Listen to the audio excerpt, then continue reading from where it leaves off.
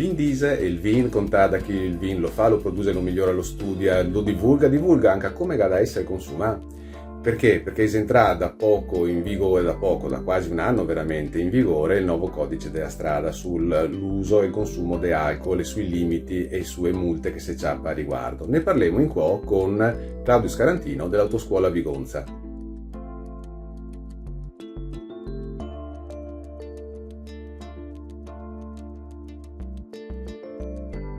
Buondì Claudio, e ora quali sei novità che fa tanta paura riguardo il nuovo codice della strada e multe che si è prevista riguardo i limiti del consumo di alcol.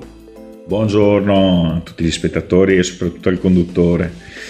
Ecco, allora molto velocemente, da partire da dicembre, dal 14 dicembre, ci sono state alcune novità nel codice della strada per quanto riguarda l'uso, la guida sotto l'effetto di alcol, o meglio la guida in stato di ebbrezza.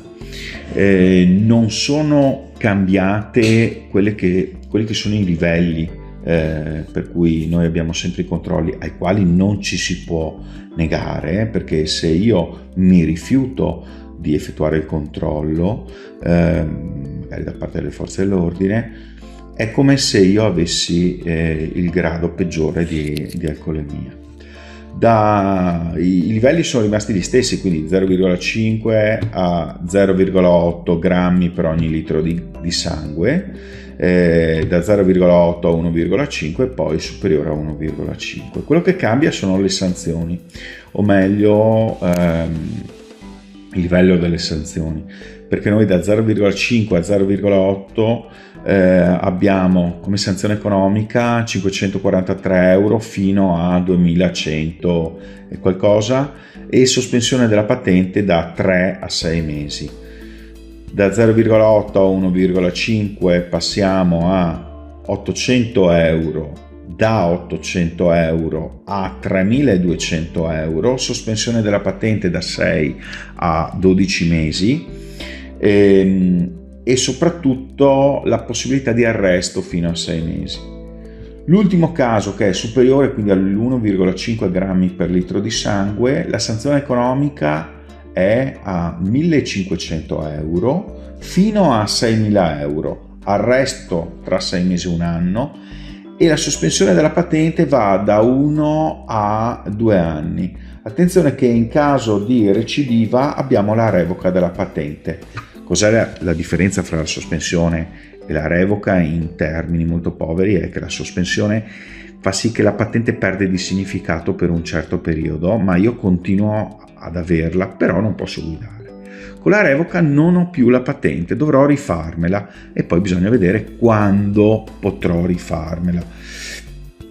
E rimangono sempre dei casi, quelli previsti dall'articolo 186 bis, quindi quelli di alcol zero, quindi i neopatentati per fino ai 21 anni, cioè i conducenti fino ai 21 anni, e i neopatentati per i primi 3 anni dal conseguimento della patente B. Chi inoltre fa attività di trasporto persone o trasporto cose, e i conducenti di veicoli che hanno una massa complessiva a pieno carico superiore alle 3 tonnellate e mezza, e anche trainanti un rimorchio. La vera novità è per chi viene fermato con un'alcolemia da 0,8 a 1,5 grammi per litro superiore all'1,5, che dovrebbe avere l'obbligo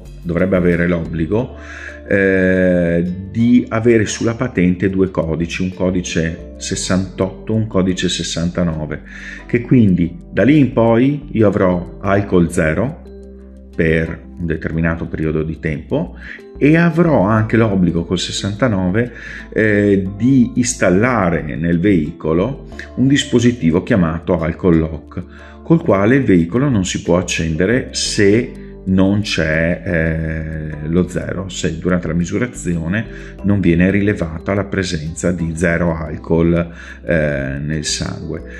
Naturalmente questi non è che io posso comprarmi un alcol lock su eBay e lo faccio installare a mio cugino.